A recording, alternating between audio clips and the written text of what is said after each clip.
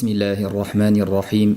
الحمد لله الذي قال ورتل القرآن ترتيلا، والصلاة والسلام على رسول الله الذي قال خيركم من تعلم القرآن وعلمه. السلام عليكم ورحمة الله وبركاته. عن ابن عباس رضي الله عنهما قال قال رسول الله صلى الله عليه وسلم: إن الذي ليس في جوفه شيء من القرآن كالبيت الخرب. رواه الترمذي. Abdulloh ibn Abbos radhiyallohu anhuma rivoyat qiladilar. Rasululloh sallallohu alayhi vasallam ichida Qur'ondan biror narsa bo'lmagan inson xaroba uy kabidir dedilar. Imom Termiziy rivoyatlari. Ya'ni insonni ichi, qalbi iymon va Qur'on bilan oboddir. Kim qanchalik ko'p Qur'on o'qiydigan bo'lsa, uning ichi ham obod bo'lib, uni tashqarisiga ham ko'rilishini ko'pchilikda his qilamiz. Inson qancha ko'p Qur'on o'qisa, yuzida ham nur paydo bo'ladi, uning ichida esa albatta obod bo'lishligi aniq. Shuni misolini Rasululloh sallallohu alayhi vasallam marhamat qilib aytayaptilarki, Qur'ondan kimning ichida biror narsa bo'lmasa, ya'ni kim Qur'onga muhabbatli bo'lmasa, Qur'on o'qishga qiziqmasa, u xuddi ichida hech kim yashamaydigan, zeb ziynatlar bo'lmagan, nurab yotgan xaroba uy kabidir deyaptilar. Ya'ni Qur'onni kim qanchalik ko'p o'qigan sayin, uyga qanchalik bezaklar berib, uni obod qilib, chiroyli bo'lgani kabi, insonning qalbi ham Qur'onni qancha ko'p yodlashligi va tilovati bilan insonning ichi va qalbi albatta obod bo'lib borishligi haqida Rasululloh sallallohu alayhi vasallam marhamat qildilar. Hammalarimizni Alloh taolo qalbimizni Qur'onga to'ldirsin. Alloh taolodan so'rab qolamiz. O'tgan darslarimizda sukunli nun va tanvin qoidalaridan 3tasini izhor, idg'om va iqlobni o'tgan edik. Bugungi darsimiz sukunli nun va tanvinning oxirgi 4-qoidasi ixfo qoidasidir. Ixfo nima? Lug'aviy ma'nosi yashirish, berkitish degan ma'noda. Ixfoning ta'rifi esa sukunli nun va tanvin ixfo harflaridan biriga yo'liqqanda nunni o'sha harfning chiqadigan joyiga berkitib, yashirib, g'unna bilan talaffuz qilishlikka ixfo deyiladi. Masalan, anfusakum fa ixfo harflaridan biridir. Shuni talaffuz qilayotganimizda o'zi aslida anfusakum agar izhor qilib o'qiydigan bo'lsak, anfusakum sukunli nun o'zidan keyin ixfo harflaridan biri bo'lgan f ga yo'liqdi. Ana shu holatda f ning chiqadigan joyiga berkitib g'unna bilan o'qilinadi deyapti. Bunga e'tibor qaratamiz. F ning chiqadigan joyiga berkitib degani shu f ning mahrajida insonni a'zosi tayyor turishligi lozim bo'ladi. Masalan, f ni mahraji tepa tishimiz bilan pastki lab deb oladigan bo'lsak, anfusakum ani aytganimizdan keyin nunni talaffuz qilmasdan bevosita f ga o'tib ketilinadi. Yuqoridagi darslarda aytib o'tgan edik, nunning mahraji 2 qismdan iborat. Biri tilli qismi, ya'ni tilimiz tanglayga tegishi lozim va ikkinchisi dimoqdan g'unnali tovush kelishligi lozim degan edik. Ikkalasidan biri bo'lmasa nun talaffuz qilinmaydi. Ana shu holatda g'unnalik sifati qoladi, lekin tilning qismi yo'q bo'lib ketadi. To'g'ridan to'g'ri bevosita f ga o'tib ketilinadi. Ya'ni anfusakum emas. Anfusakum deb ushlab turishlik g'unnani talaffuz qilayotgan hisoblanamiz, lekin keyingi harfning chiqadigan joyiga yashirmayotgan bo'lamiz. U to'g'ri qoidaga muvofiq chiqishligi uchun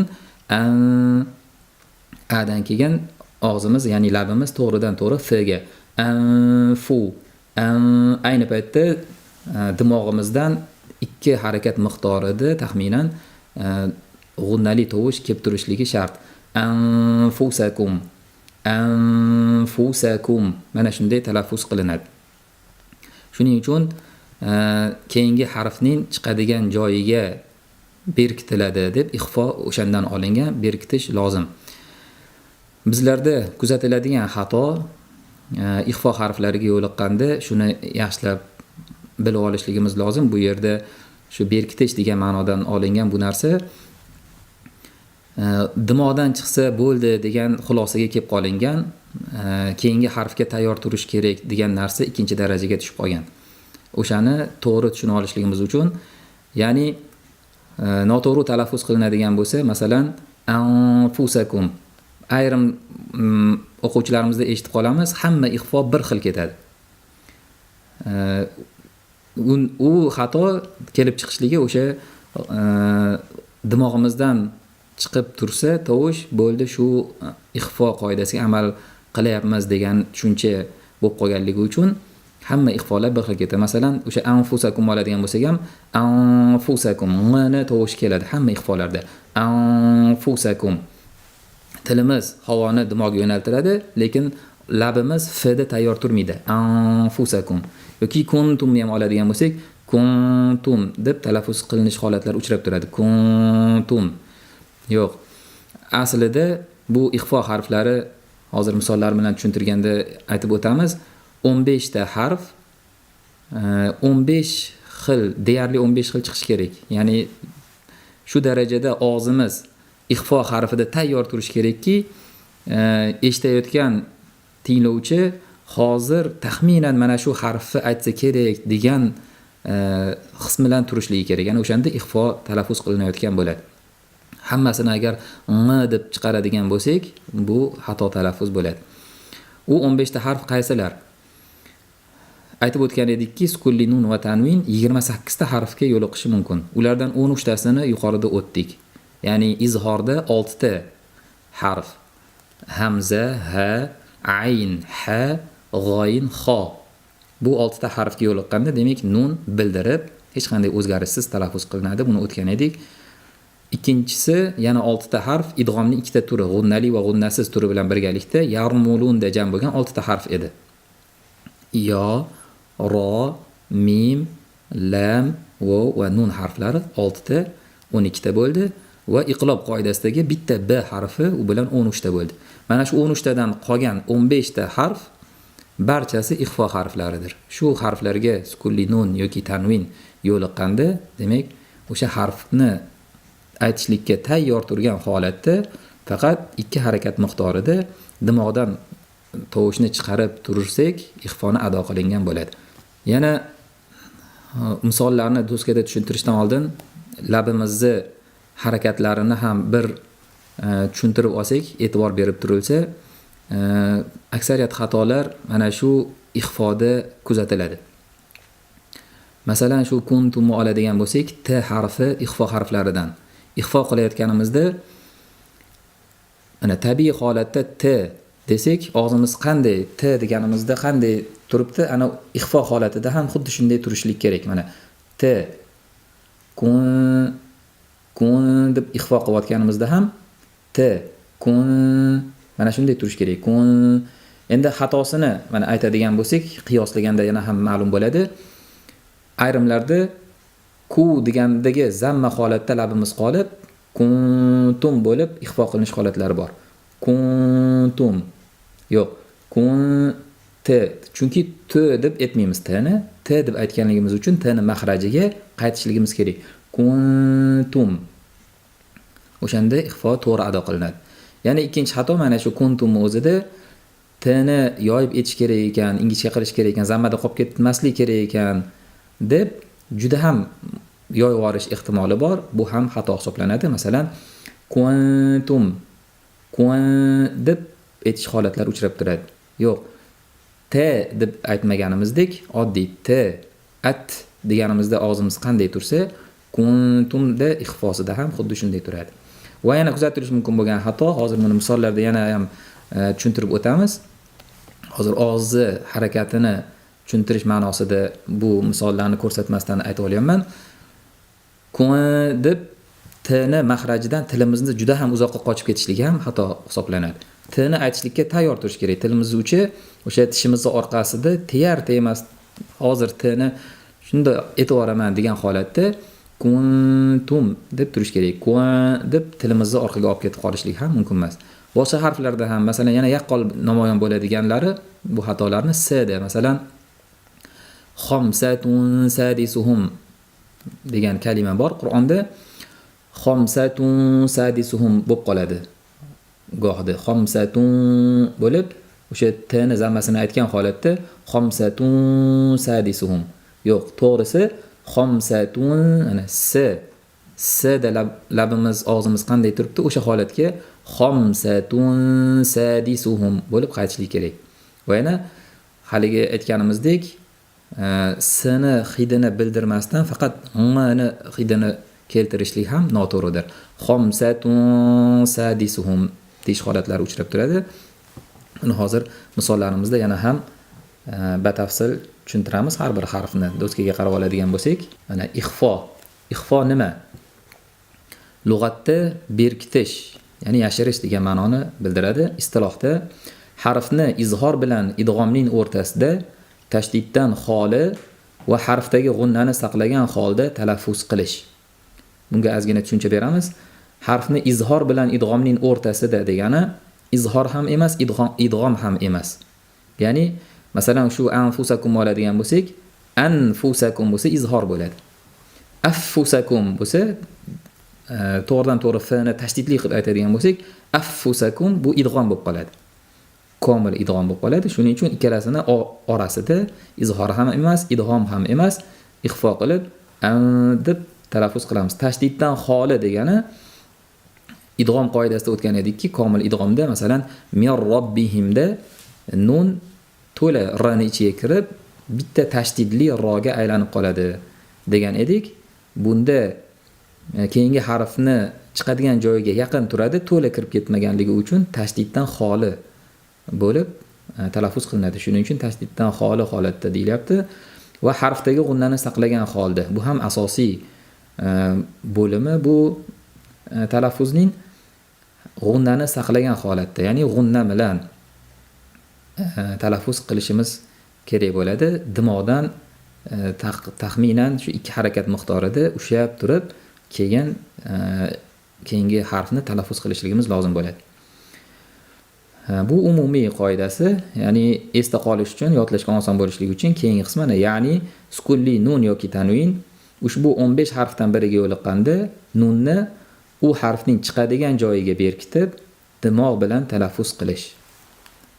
Yuqorida aytganimdek, demak chiqadigan joyiga berkitish degan narsaga lafzga e'tibor beramiz. O'sha labimizdan chiqadimi u harf yoki tishimizga tegishli harfmi, tilimizga tegishli harfmi, tanglayga tegishlimi, og'izga umuman qaysi harfni talaffuz qilishligimiz kerak bo'lib turgan bo'lsa, ana o'shanga tayyor turgan holatda dimoq bilan ushlab tursak, demak ixfo qoidasi amalga oshirilgan bo'ladi. Ixfo harflari nechta? 15 ta. Ya'ni izhorning 6 ta, idg'omning 6 ta, har ikki idg'omniki yarmulun va iqlobning bitta harfidan, ya'ni b harfidan tashqari barcha harflar demak ixfo harflariga kiradi. Bu harflar mana sod, zal, sa, kaf, jim, shin, qof, sin, dal, to, za, fa, ta, bod va vo harflaridir. Misol uluwan kabira, uluwan, mana shu kni aytaman deb tilimizni o'sha kni mahrajiga tegar temas juda ham qattiq yopishtirib qo'ymasdan 2 harakat miqdorida dimoqdan tovush chiqquncha ushlab turiladi. Uluwan kabira. Man jaa azabun qarib. Wala man sabar. Zillin zi. An thabbatnak. Sulaymon Jamzuri o'zlarining Tuhfatul Atfal nomli manzumalarida bu ixfo harflarini yodda saqlab qolish oson bo'lishligi uchun quyidagi baytga jamlab chiqqanlar. Mana shu baytdagi kalimalarning boshidagi harflar demak ixfo harflari hisoblanadi. Sif za sana kam jada shakhsun qad sama dum tayyiban zid fi tuqan da' zalima. Mana shu baytdagi mana sifdagi sodi qizil bilan ko'rsatib qo'yilgan, zadagi zal, sanadagi sa, kamdagi kaf, jadadagi jim, shakhsundagi shin, qodidagi qof, samadagi sin, dumdagi dal, tayyibandagi to, ziddagi zal, za, fidagi fa, tuqondagi ta, da'dagi dod, zolimadagi zo. Sukunli nun yo'g'on harflariga yo'liqqanda ixfosi ham yo'g'on bo'ladi. Ingichka harflarga yo'liqqanda ixfosi ingichka bo'ladi. Buni ham muhim qoidalardan yaxshilab ajratib olishligimiz lozim. Yuqorida aytganimizdek, hamma ixfolar bir xil ketmasligi uchun yo'g'on va ingichka harflarni ajratib olish kerak bo'ladi. Buni sifatlar bobida aytib o'tgan edik. Masalan, yo'g'onga misol. Min qobil. Min qobil deb talaffuz qilinmaydi. Min yo'q, balki min qo qanday talaffuz qilinsa, ixfos ham xuddi shunday. Min qobil. Mansura emas, balki mansura. Sodi masalan isti'lo va itboq sifatlari bor degan edik. Tilimizni orqasi yo'g'on yuqoriga ko'tarilishligi kerak va kelayotgan havoni tanglayda qamash kerak. Ana o'sha holat ixfo holatida ham xuddi shunday tayyor turish kerak bo'ladi. Mansura an solatihim an butta ham masalan an solatihim deb talaffuz qilish holatlari kuzatilib turadi. Chunki ayn ingichka, fatha ingichka, a deganimizdan keyin og'zimiz o'sha holatda yoyilgan holatda qolib ketadi-da, ixfosi ingichkaga aylanib qoladi. Yo'q, ani aytganimizdan keyin og'zimiz to'g'ridan to'g'ri sotga o'tib olishligi kerak. Ya'ni tilimizni uchi past ketishimizni orqasida, tilimizning orqasi esa tanglayiga tegar temas yuqoriga ko'tarilgan holatda sotning mahrajida turishligi kerak. Boshqa, boshqa. Ingichkaga misol ankana. Ankana deyilmaydi bu. Al-insan deyilmaydi. Mana shu ko'pchilikda kuzatiladi. Insan deb talaffuz qilishadi. Insan. Yo'q, sin ingichka bo'lganligi uchun ixfosi ham insan.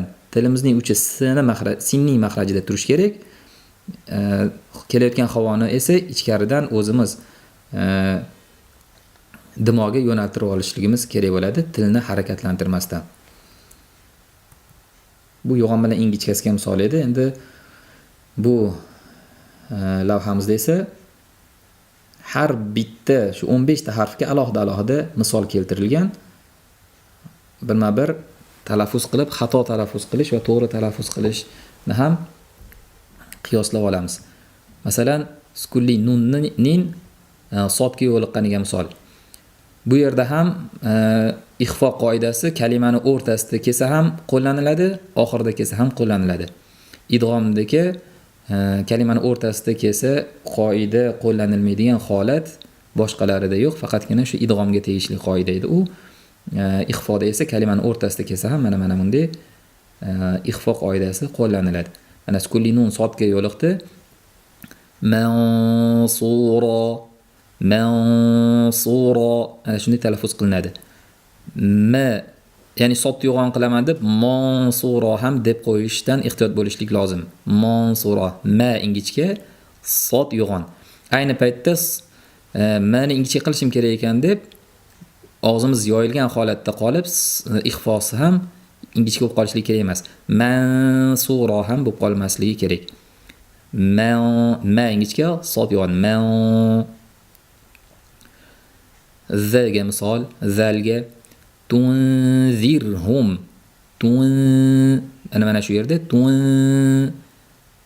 tilimizning uchi tishimizning yuqori ikkita quyon tishimizning uchiga tegar temas turishligi kerak, zini mahrajida turishligi kerak. Tunzirhum bo'lib ng'ga ketib qolmasligi kerak. Tunzirhum. Ayni paytda labimiz ham zammada, boya kuntumda misol qilib aytganimizdek, zammada qolib tun bo'lib qolmasligi kerak. Tunzirhum. Bu misolimiz ham xuddi shunday. Faqat zini jarangsiz. Wal unsa bil unsa wal unsa bil unsa. Ya'ni xato talaffuz qilishlik. Wal unsa bil unsa bo'lib talaffuz qilishlik xatodir. Minkum ikki harakat miqdorida ushlab turiladi. Minkum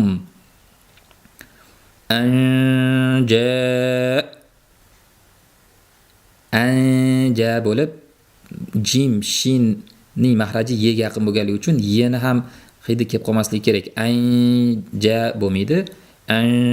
Sal jni hidi kelishligi kerak. Min shay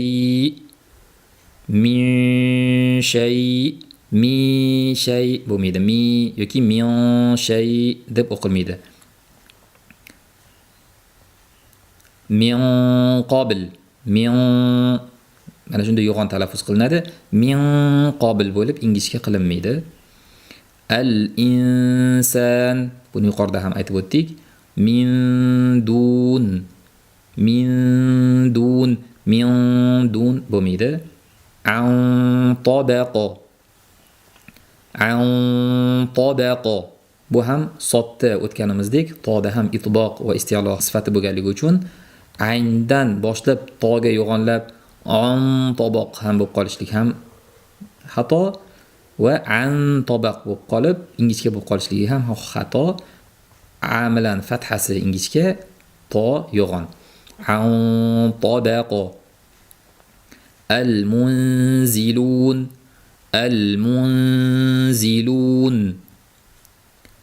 anfusakum min tafawut mas min mandud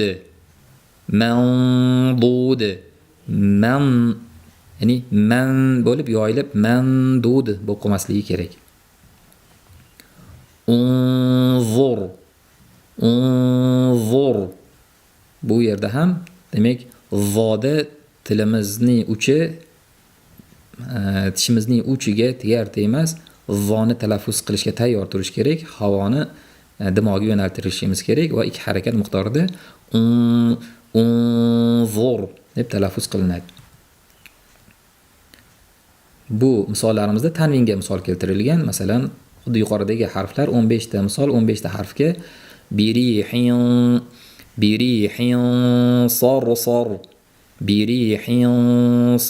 sar azizun zuntiqam ma'an sajjaja kiraman katibin عين جارية شيء شهيد شيء قدير خمسة سادسهم وكأسا دهاقا كشجرة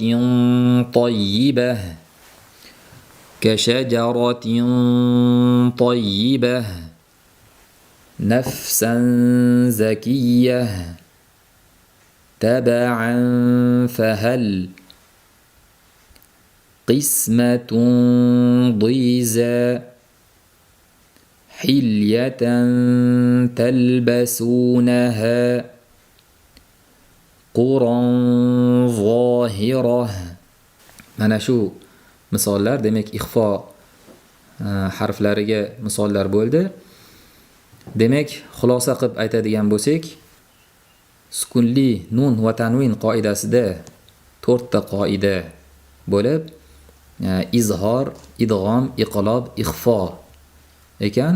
Demak, izhor qoidasida 6 ta harfga yo'liqqanda sukunli nun va tanvinimiz hech qanday o'zgarishsiz tabiiy holatda nun oddiy holatda qanday talaffuz qilinadigan bo'lsa shunday bildirib o'qilinadigan bo'ldi. Idg'omda ikki xil bo'lib g'unnali va g'unnasiz yamnu harflariga yo'liqqanda sukunli nun va tanvinni u harflarni ichiga kirg'izib dimo bilan o'qishlik kerak ekan. G'unnasiz idg'omda lom va ro harflariga to'la kirg'izib yuborilgan holatda g'unnasiz talaffuz qilinadi.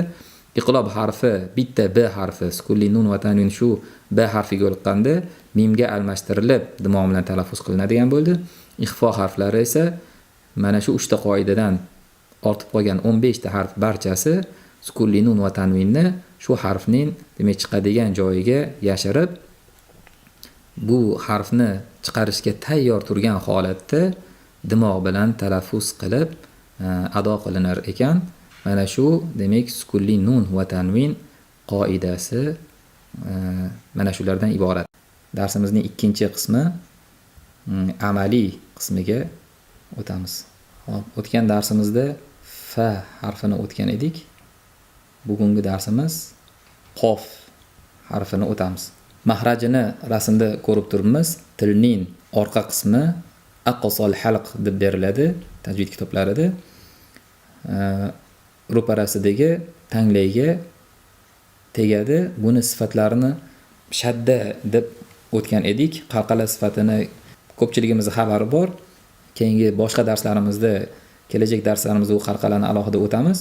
Hozir o'sha shaddani natijasida kelib chiqadigan qalqala sifati demak talaffuz qilganda sukunli holatda qof tebralib chiqishligi kerak bo'ladi tovushimiz. Masalan, aqo o'zi qof aq edi. Shadda bo'lganda aq bo'lar edi. O'sha shaddani natijasidan tebralish kelayotgani demak qalqala sifati hisoblanadi. Aqo mana shu tilimiz tanglaga bitta tegib qaytib olishlik kerak. Teganda ham qattiq tegish kerak, sirg'alib emas. Aq bo'lib talaffuz qilinmaydi. Aqo hamda jarang sifati bo'lganligi uchun aqo tovush bilan chiqishligi kerak. Qo, qi, qu, zuqo, zuqo. Mana bu yerda zini o'tgan edik. Demak, zammaga birinchi labimiz borib olmasdan oldin zini talaffuz qilib, keyin zammaga chiqishligi aytgan edik. Ya'ni zu bo'lib yo'g'on emas, balki zu, zuqo deb talaffuz qilishimiz kerak. Ayni paytda qofda sukunli bo'lganda qalqala bo'ladi. Zuq deb talaffuz qilinmaydi. Shunga e'tibor beramiz. Zuqo. Zuqa bo'lib yoyilib ham ketmaydi. Chunki qof yo'g'on harflardan, istiyalo harflardan, shuning uchun yo'g'onligini bildirishimiz kerak. Zuqo. Qin. Bu yerda ham mana nunning bayniya sifatini o'tgan edik.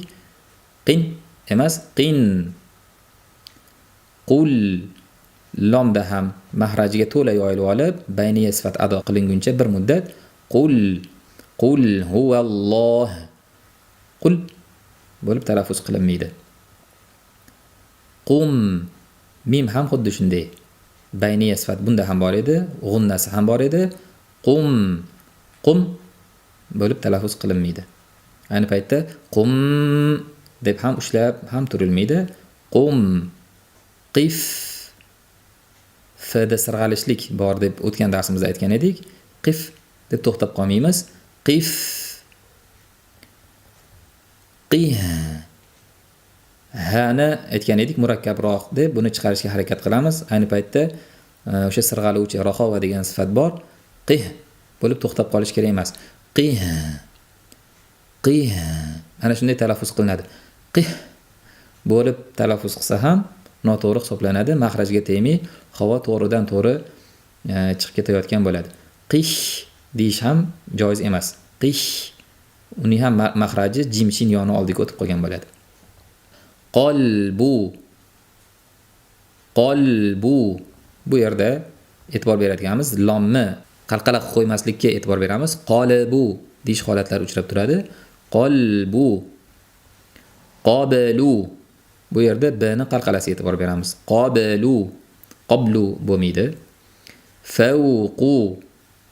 Vovning sirg'alishligi. Fawqu Qalam. Qalam. Qofning fathasiga qalam bo'lib qolmasligi kerak, chunki bu isti'lo harfi, shuning uchun ustida fatha kelganda o bo'lib o'qilinadi. Qalam va mimning bayniya sifatini ozgina bildirish lozim. Qalam. Qalam bo'lsa bo'lmaydi. Qamar. Qamar. Demak, bu yerda ham qofdagi fatha yo'g'on talaffuz qilinadi. Ro oldi fathali bo'lganligi uchun ro yo'g'on bo'ladi, lekin buni mimdan boshlash holati uchrab turadi. Shunga e'tibor beramiz, ehtiyot bo'lamiz. Qamar bo'lib qolmasligi lozim. Chunki ikkita yo'g'onning orasida ingichka harf qolib ketgan, tez o'qigan paytda qamar bo'lib ketib qolishligi mumkin. Shuning uchun qamar, qama ingichka qilib, keyin ro'ni yana yo'g'onlashamiz. Qamar. Laqab. Qum, qum. Demak, mimning bayniya sifatlari qum, qum emas, qum, qum. Iqtaraba. Iqtaraba. Qofning qalqalasi yo'g'on bo'lishiga e'tibor beramiz, chunki i ingichka bo'lganligi uchun iqtaroba bo'lib qolish ehtimoli bor. Iq kasrada labimiz yoyilgancha qolib ketib qoladi. Gohida iqtaroba emas, balki iqo yo'g'on. Iqtaroba. Urg'ularga ham e'tibor beramiz. Harakatning qaysi biriga urg'u tushayotganiga, chunki iqtaroba bo'lsa bo'lmaydi. Iqtaroba. Yaqtaribu. Yaqtaribu bo'lsa ham bo'lmaydi. Yaqtaribu. Qofga e'tibor beramiz qalqalasiga. Yaqtaribu. Inqalaba. Inqalaba. Bildirib o'qisak mana shunday, lekin bugungi o'tgan qoidamiz ilmiy darsimizda ixfo qoidasi bo'ladi. Bu yerda xohlovchilar demak ixfo qilib nunni mahrajiga tekkizmasdan to'g'ridan to'g'ri qofga o'tib dimoq bilan talaffuz qilishlari ham mumkin. Inqalaba. Inqalaba. Yanqalibu.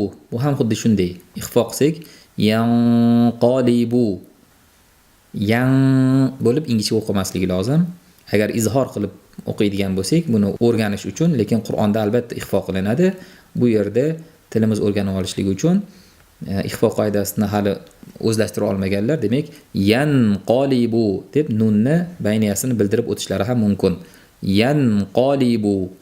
Bu yerda kaf bilan qofning mahraji bir-biriga yaqin bo'lganligi uchun orasidagi farqni farqlab olishga yonma-yon keltirilgan bu kalimalar kamar, kamar, qamar, qamar. Bu yerda ham demak roni yo'g'on qilaman deb mani yo'g'on qo'ymaslikka ehtiyot bo'lamiz. Falak, falak, falak bo'lmaydi. Falak. Har bir harfga va harakatlarga e'tibor beraylik. Falaqo, falaqo, falaq ham bo'lmaydi. Chunki buni ta'kidlayotganimiz bu o'zimizning tilga yaqinroq, shuning uchun o'zbekcha o'zimizning tilda chiqib qolishiga ehtimoli bor. Falaq bo'lib falaqo deb talaffuz qilinadi. Farqu, farqu, farqu, farqu.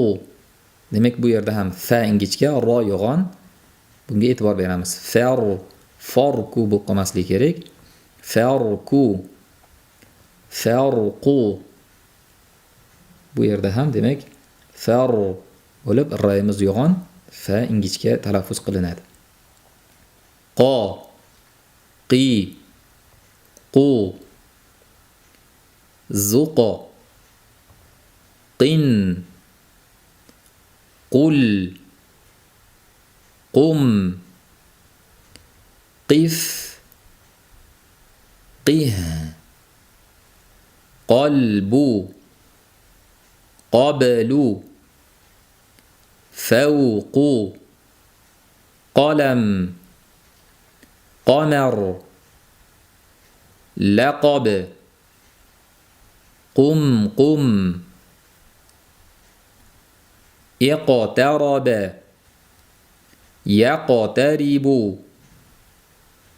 انقلب ينقلب